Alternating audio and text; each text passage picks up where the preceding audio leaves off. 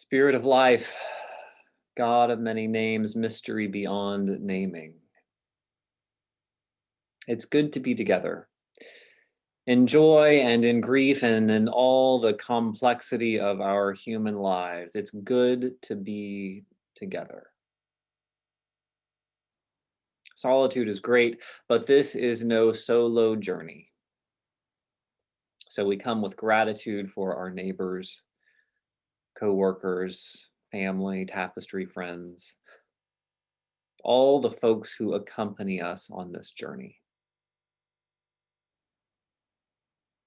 May we find trust in one another for the hard times when we need help. May we respect one another to lovingly challenge and encourage new growth. And may we always, always make room for joy in community. With hearts full and perhaps with some hearts empty this morning, we rest in a moment of peace, a time for shared silence. You may have heard, as Dave mentioned earlier, that we're exploring affirming an additional eighth principle. For those of you who are brand new, our Unitarian Universalist tradition embraces 7 principles. Those 7 principles are a great window into who we are, and that version that we currently embrace came into being in the 1980s. Now several congregations are considering adding an 8th principle.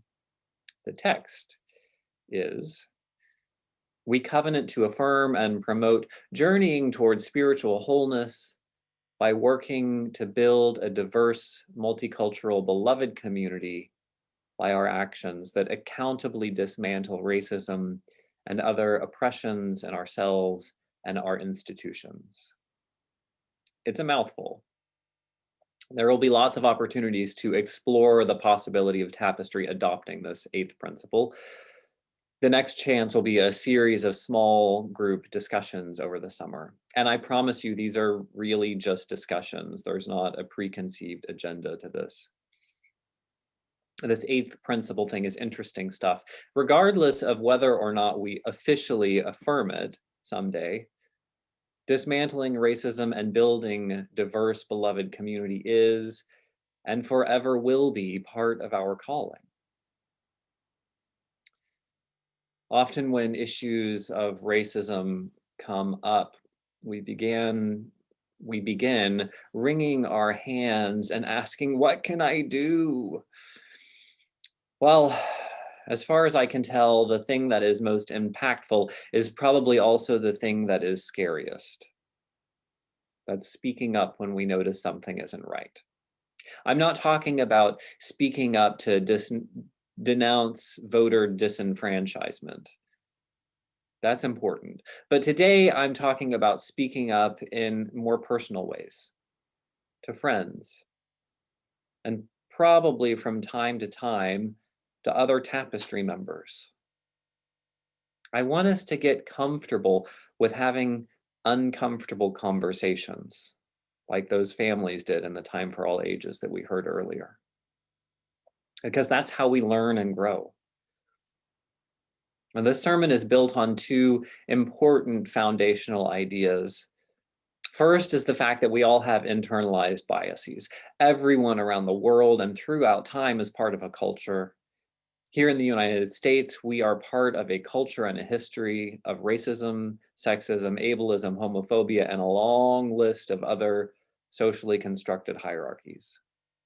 Those ideas are so embedded in our culture that they are a part of us. Even people of the marginalized groups have internalized those biases. Gay people sometimes behave in some really self-destructive ways because of internalized homophobia. And women, I imagine, find themselves subconsciously applying boundaries to what they think they're capable of or how they should behave because of the unavoidable sexism of our culture. And here's the part that gets uncomfortable. When white people have subconscious racial bias, which we all do, which we all do, that is called racism. It's the water that we swim in, and it's part of us. And I know that is an uncomfortable idea.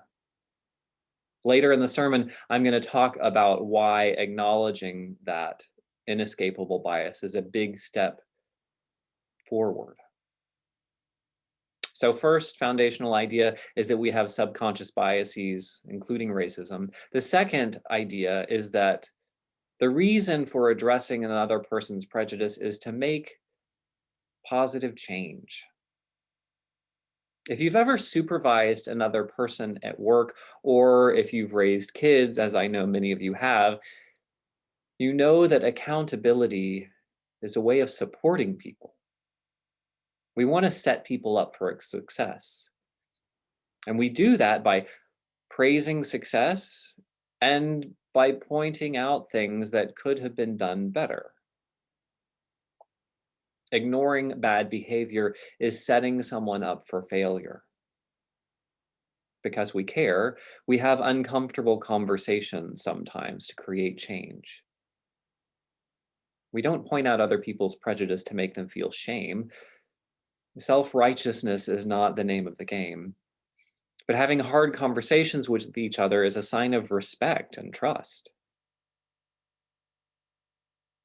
So, what I mostly want to talk about today is a few different phrases that you have probably heard before: calling in, calling out, and cancel culture.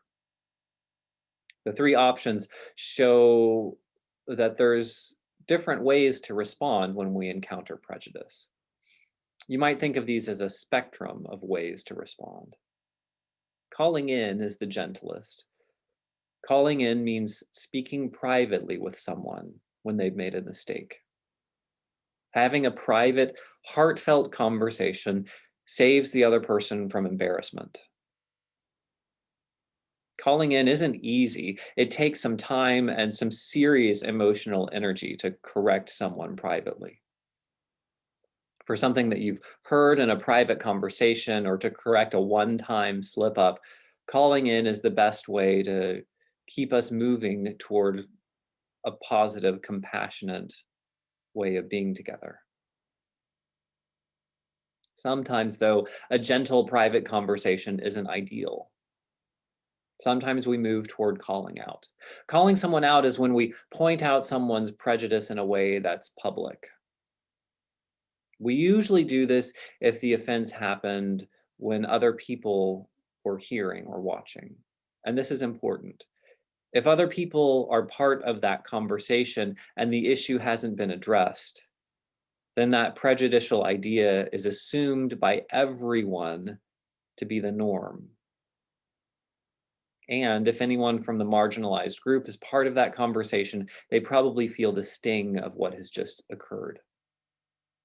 Calling out can still be done very gently and kindly. It can sometimes be more forceful too. I know this sounds uncomfortable in our polite cultural norms, but let me give you an example. So last week, I was part of a group that's having these intentional discussions about race. And one of the members of the group was talking about some historical fiction that she's been reading. In an offhanded way, she used the word mulatto. A little bit later in the conversation, not immediately after that person had finished speaking, the facilitator gently intervened. She said, "I just wanted to pause and let you know that some of the terminology you used could be considered offensive. That word, mulatto, is derived from livestock, or the mating of a horse and a donkey to produce a mule, mulatto. It was used by a lot of people for a long time, but it's now considered derogatory. Instead, you might use the word biracial." It was so graceful and informative, calling out that way. I knew that the word was outdated, but I had no clue of its origins. Another way calling out might occur, and this is something I wish I had done more of, is not having a concrete answer, but saying, something about this conversation feels awkward. I wonder if there's a more respectful way that we could have this conversation. We don't always have to have the answers to lift up our concern and desire to honor other people.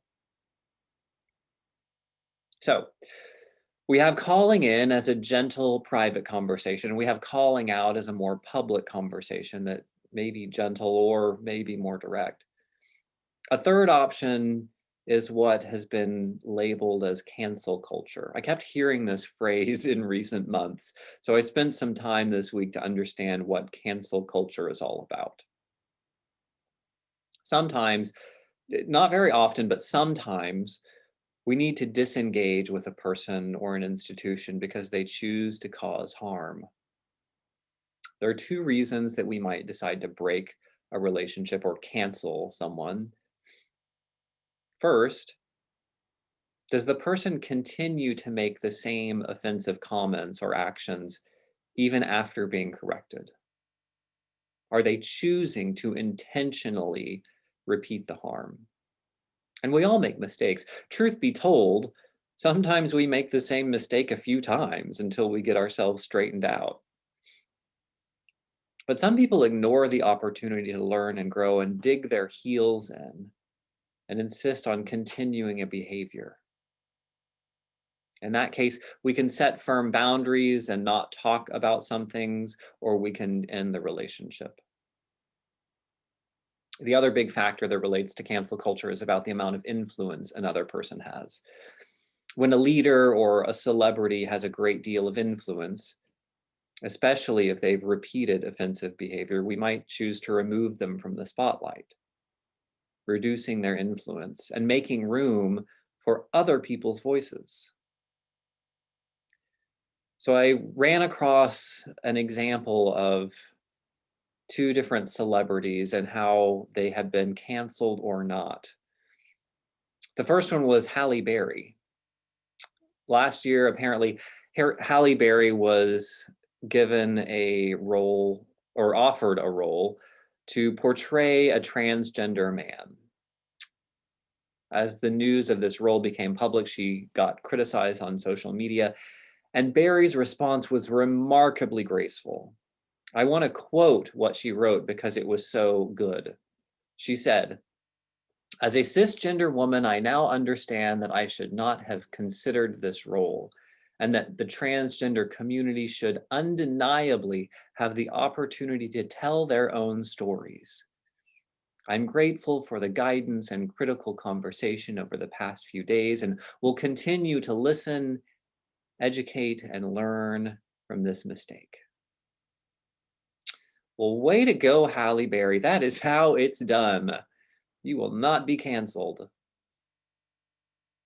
The counter example is going to be unpopular with some of you.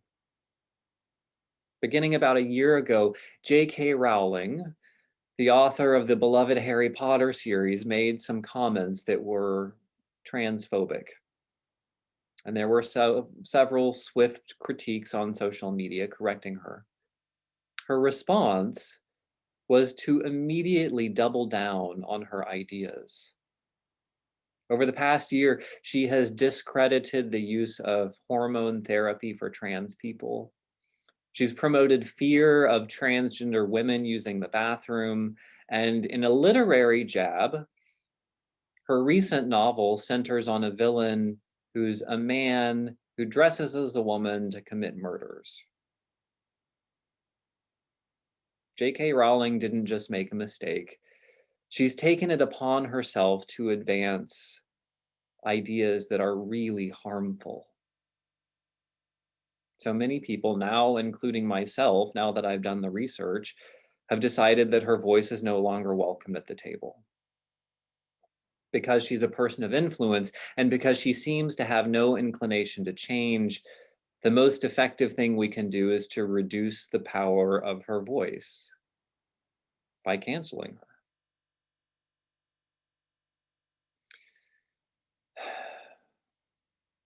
Calling in, calling out, and canceling is all about the range of how we can respond to other people's prejudice.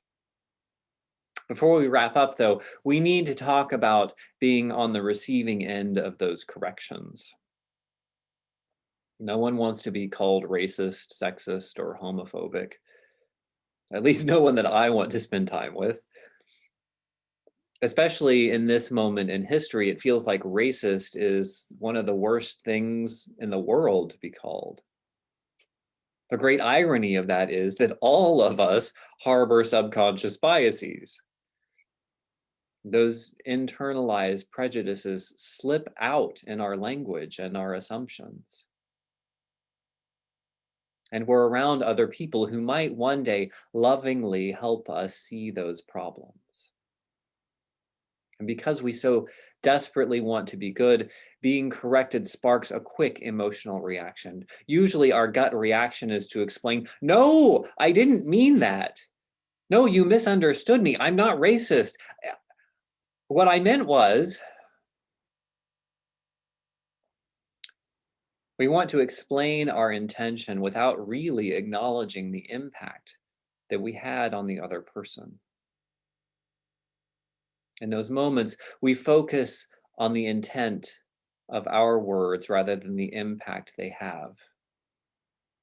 We focus on our emotional comfort rather than the way we've impacted someone else.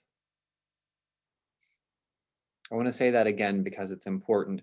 When we focus on the intent of our words rather than the impact they have, we focus on our own emotional comfort rather than the way someone is actually hurting. That's why jumping to explain that we're not racist or sexist or whatever the case may be rarely, if ever, improves the situation.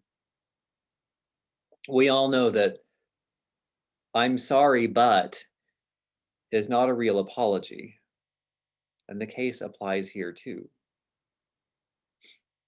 So when our mistakes are pointed out, first take a big, deep breath, maybe 2 or 3 big, deep breaths.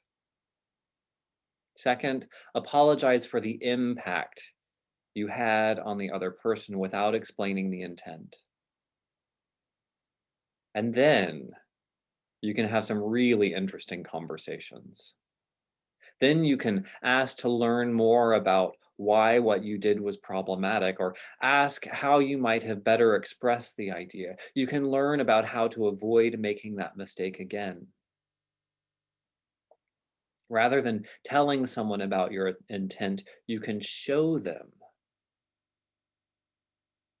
And in the midst of that conversation, they'll probably say something like, "I know you didn't mean to hurt anyone."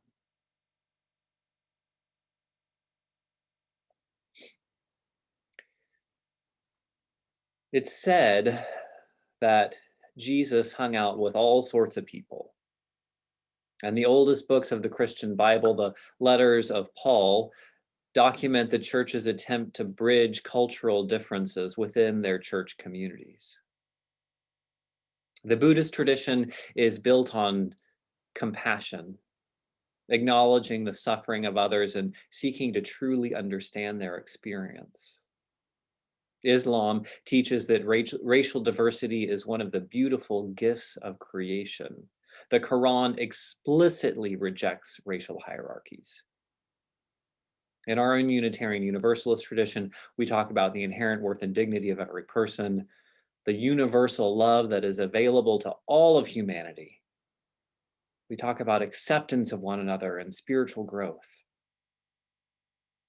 So please don't think of this sermon as a break from the religious. Quite the contrary, I offer this as suggestions on how we might live our faith more fully, so that we can have faith not just of words, but of actions. As we become more aware, these opportunities for learning together will come up. Part of our mission is learning to love our neighbors more fully. That means our neighbors across the street and our neighbors sitting next to us in worship. I have to say, I regret several times when I should have spoken up, outside and inside of Tapestry. I will do better. And I hope that you will also gently call me in when my biases run afoul.